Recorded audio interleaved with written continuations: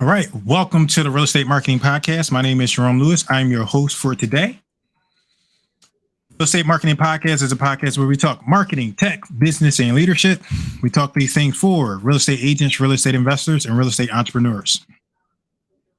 Real Estate Marketing Podcast is a podcast that has two purposes. Purpose number one, to educate and inform our audience and listeners. Purpose number two, Zach, to spotlight you, your business, your service, or your product in a way that provides value to you, including market exposure and content creation. With that, we have a very special guest. Let me pull up his bio. Where we go. Zachary Beach. Zachary is the CEO partner of smartrealestatecoach.com, which is a two-time Inc. 5,000 fastest growing company that focuses on transforming W-2 employees into creative finance real estate investors. With a passion for business building, he is also a partner in Original Real Estate, Wicked Smart Finance, and netprocessing.com. Zachary is also a three-time best-selling author of Real Estate on Your Terms, New Rules of Real Estate Investing, and Sell with Authority for Real Estate Investors. At the age of 24, Zachary decided to leave the world of bartending and personal training and jump into the family business. It was one of the first big risks that he took in his life, as nothing was guaranteed. Plus, he knew absolutely nothing about real estate. Through hard work, in-house training, and implementation, Zachary, his team, and his students have completed hundreds of deals across the country and control 60 to 100 million plus of real estate at any given time with little to no money in the deal and no banks involved. He has an amazing wife, Kayla, and two small children, his son, Remy, and his daughter, Bellamy. He is a prime example of how to be successful both in business and at home. Zachary, welcome to the show. I'm glad you're here. Hey, Jerome, I appreciate you having me on this implementation. This is going to be a lot of fun. Oh, man. Thank you, man. So tell us a little bit about your story in your own words and, just take us down the journey a little bit, go a little bit deeper. Sure. Yeah, I was smiling as you're reading the introduction and the bio. I mean, it all sounds great, right? But at the end of the day, really just somebody who's constantly trying to improve and grow and reach new levels, just like I'm sure each and every one of your listeners and audiences as well. And so I was somebody that I like to always say I was a poor kid that grew up in a rich town and I had a single mother. And so I grew up with a chip on my shoulder. And I only did certain things like go to college because, people told me I couldn't. So when I got out of college, that's when I had no idea what I wanted to do. So I did what every person in the right mind that had a college degree does. And I went and bartended. So I started bartending for about 4 years, and I was ambitious. So I started doing things like personal training as well. And at one point in time, I just got super burnt out, working late nights and then working early mornings. So at one point in time, I went to my father-in-law who was revamping his business, meaning he got crushed in 2008, and he was buying and selling real estate with this thing called creative financing. So I went to him and I said, hey, I don't know if I'm going to like real estate investing, but it's going to be a heck of a lot better than what I'm doing right now. So that's kind of where everything started. And I started doing that in addition to bartender and personal training. And it was April about 9 years ago where I decided to pull the plug and went and started real estate investing full time. Thank you for sharing that. So I remember, I think I met you, your father, some of your business partners. I think it's been maybe 4 years. I was on the board of directors for DIG, Diversified Real Estate Investors Group here in Philadelphia. Right. And I met all of you there. I didn't know too much about real estate at the time, but I have a business partner and we attended like your weekend seminar. He was like, this is it. And I was like, what do you mean this is it? What is it? He was like, this is how you do real estate the right way. And I was like, I don't know what that means, but I guess so. And he was like, it's terms. This is where it makes mathematical sense. Like I'm paraphrasing what he's saying, but that's what he said. And just the concept terms, it like changed his life. And I want to introduce him to you. We're going to come to the event together and stuff like that. But I never knew about this terms thing until he said that. Then I listened to like Ron LeGrand and, Chris Prefontaine. I listened to some of you guys, and I've had Nick I've had Nick come on their podcast. I've had Chris come through, and I have the book here that you've authored together. I have 2 copies. I have another one somewhere. So why don't you tell us a little bit about the book and, just give us some insights on what made you all put the book together, the family business, etc. Yeah. Well, what a short lifetime ago that was, huh? That was, I think that was one of the first events outside of our own personal events that I actually spoke at. And I think we had a really good outcome. And we spent a lot of time. I actually did some live seller calls there as well. Little did the seller know I was speaking to him on speakerphone in front of like 150 people. So that was a lot of fun. But yeah, our first Amazon bestselling book, Real Estate on Your Terms, that was originally written by Chris.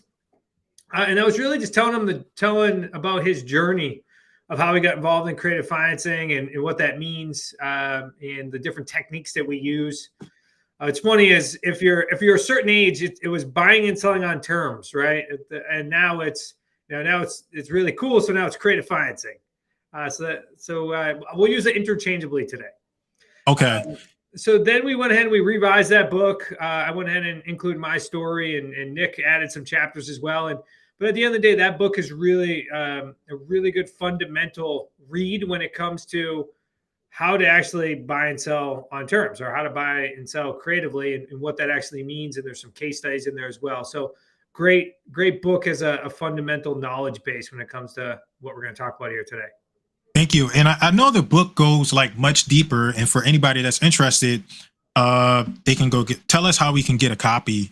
Yeah, you just go to wickedsmartbooks.com/Jerome2. wickedsmartbooks.com/Jerome2. Okay. And that's like they get a free copy, or they pay shipping or something like that? No, we don't even make you pay shipping. Okay. We're wicked nice. Also, nice. So, nice. We'll send that to you along with a nice care package. And also, I know we're going to talk about our event later, but anybody that goes ahead and orders that book, we'll make sure that you get a ticket, which is typically $300 to attend the event. We'll make sure you get one of those as well, especially those that are really interested in.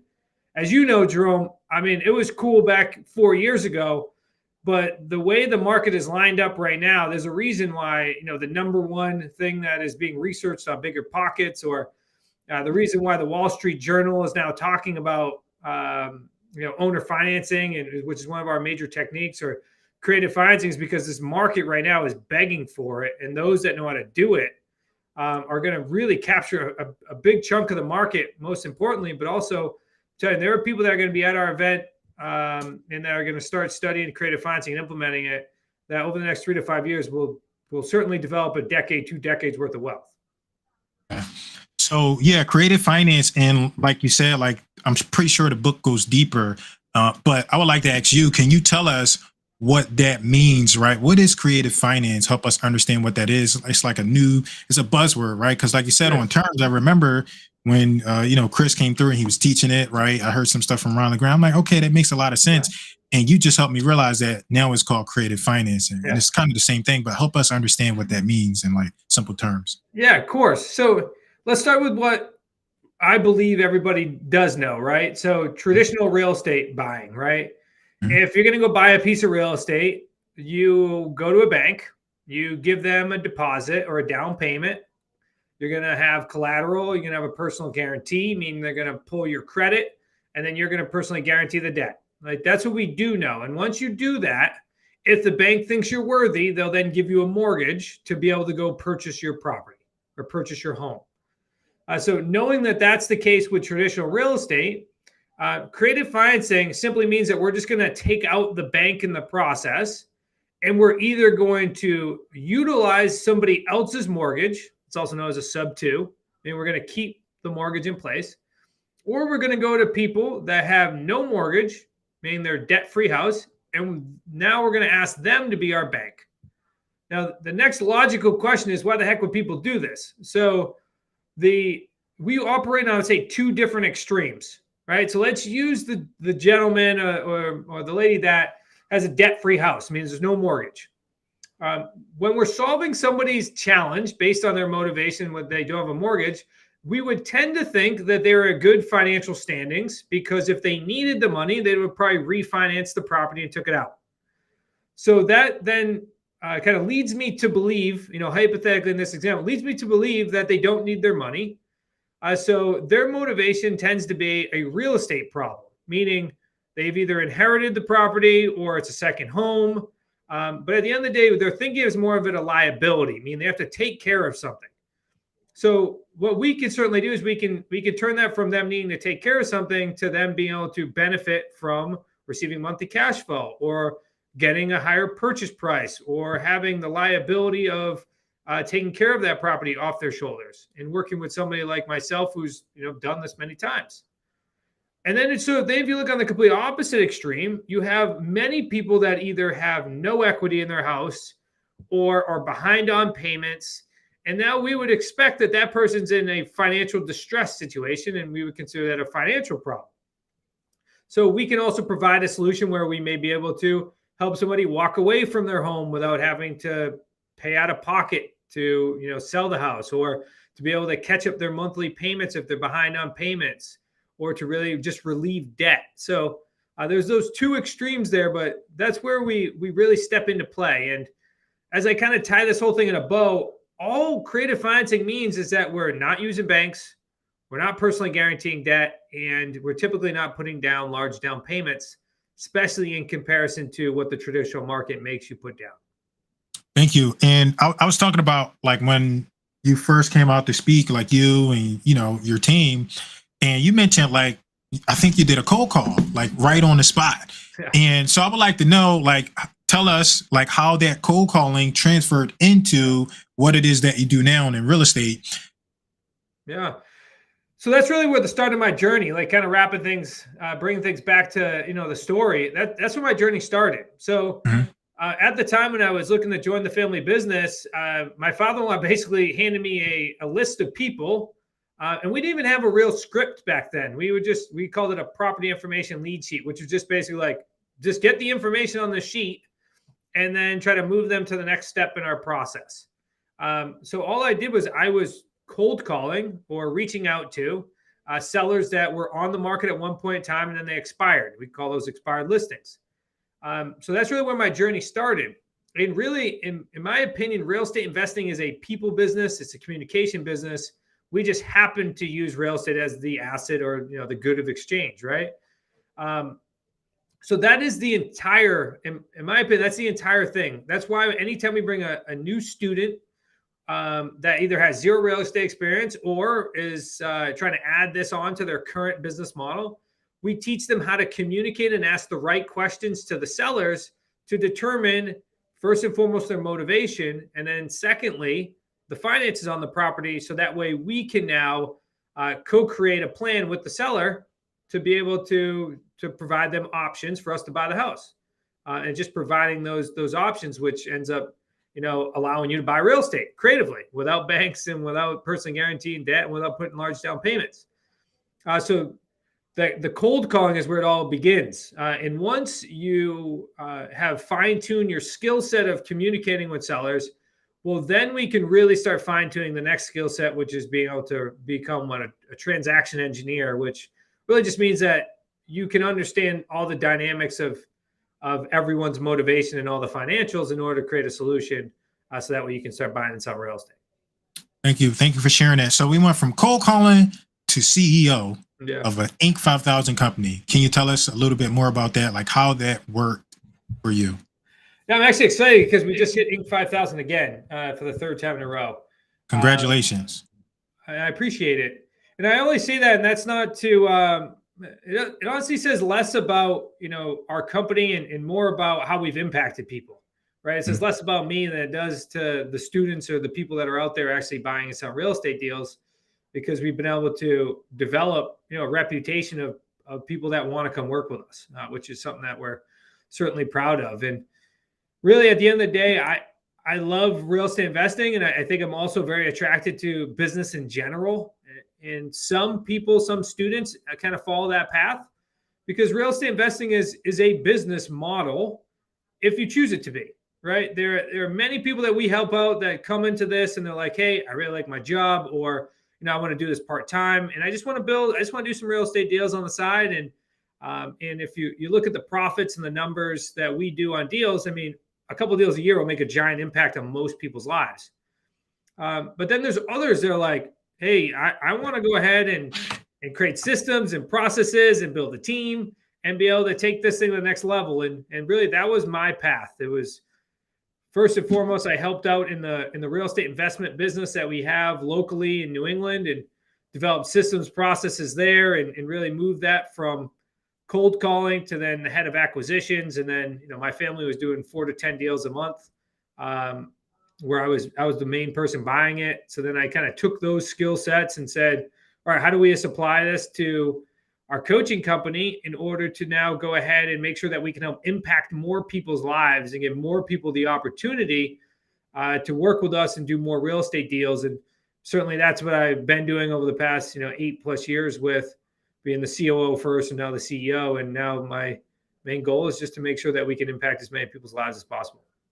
Thank you. I have I told you I have books. So I have Ron LeGrand's book, and one of his chapters says, we don't have a choice, right? We can't escape real estate. And one of the biggest benefits of being in the real estate business is that everybody knows what it is. And we always need a place to live. So the reason why I mention that is because I teach agents, right? I teach real estate agents. I'm helping them. And they're like, oh, the market's shifting, the market changes. And that stuff is valid, but people always need real estate. So I say that to get your perspective about how you're currently capitalizing on the current real estate market. Yeah. I'm glad you asked. I was just on a podcast right before this, hosted by a real estate agent and also a real estate developer. And I work actually closely with them because they're up here in the Boston area as well. Yeah. And I've spoken at many real estate agent meetups and events and things like that. And I haven't seen since I started as many realtor and wholesaler referrals to creative financing right now. And the reason why they're coming in the form of referrals is because they just haven't learned how to do creative financing yet. So I'm buying those real estate deals, which is amazing for both sides. So what that tells me, though, is that the traditional way of buying real estate is now in a major shift, which means that we have some dramatic things happening, right? You have interest rates that are skyrocketing and really kicking out a large portion of traditional buyers that would have continuously drove the market forward, right? At higher purchase prices, like they did through COVID. So then that's also hitting on the seller side, which means that properties are sitting on the market longer. They're not getting their prices like they used to. So now they're looking for alternative options. And the last thing too is the media drives this whole fear-based decisions when it comes to even if a seller is in a good financial standing, because of the media, they may make different decisions now, which means that they're going to look to sell their properties. And now we're putting ourselves in a really good opportunity to solve additional problems. I see people consistently having the same challenges they did in all the other markets, but now the traditional market is not helping them either. Meaning, you have people that have equity, maybe behind on payments, but they can't go sell it because they can't get what they're hoping for, or they don't have the timeline to do so. Or a seller is interested in, estate or tax planning purposes, and they have a debt-free home. So they, instead of selling it traditionally, they're now looking for somebody like myself to make monthly payments over a long period of time. We bought our commercial building that way. There's literally a seller. He's a big landowner, mixed-use building. In a very good area, and he was intentionally looking for seller financing or owner financing, meaning we're just going to make payments to him and he's going to be the bank, because he was hoping, and his end goal was to receive cash flow on his commercial property, but without actually having to manage it. So we ended up taking that over, and we managed the property, and we put our companies in the building, and everyone was happy. And that's there's always going to be solutions that the traditional market can't solve, but now there's just dramatically more opportunities for us to solve those problems. Thank you. So I got 2 more questions for you, then we can wrap it up. Sure. First one is, what is your transformational process to help W-2 employees become real estate investors? Yeah, we work through what we call this our genius model, but there's really 3 different pieces that come to our genius model. Number 1 is mindset. When you're transitioning from a W-2 position and you've worked for somebody for a long period of time, it's very hard to make that transition. It was interesting. We've had a couple of our students. His name's Mike. Mike out of Fresno. He worked for commodity sales for many years in the Fresno area. I worked 6 days a week. When we helped him retire and become a full-time real estate investor, he faced some challenges for about a couple months because he wasn't equipped at the time to be able to work on to have the right mindset in order to grow his business. So there were some challenges there, meaning like behaviors, skill sets, when it comes to being an entrepreneur. So we worked on with that and helped him grow his business. So first and foremost, your mindset, but then 2 would be the skill sets. Well, now how we really capitalize on the skill set when it comes to real estate investing is we find out what each student has been doing for the X amount of years and the skill sets that they developed in their W-2. And then we try to compile on that skill set, whether it be communication, whether it be administration, or whether it be sales.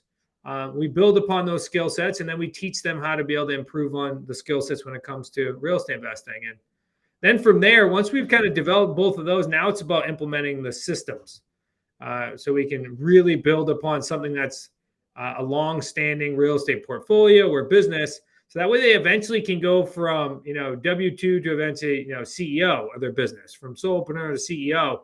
And by able to put in those 3 different dynamics, it really sets somebody up for long-term success.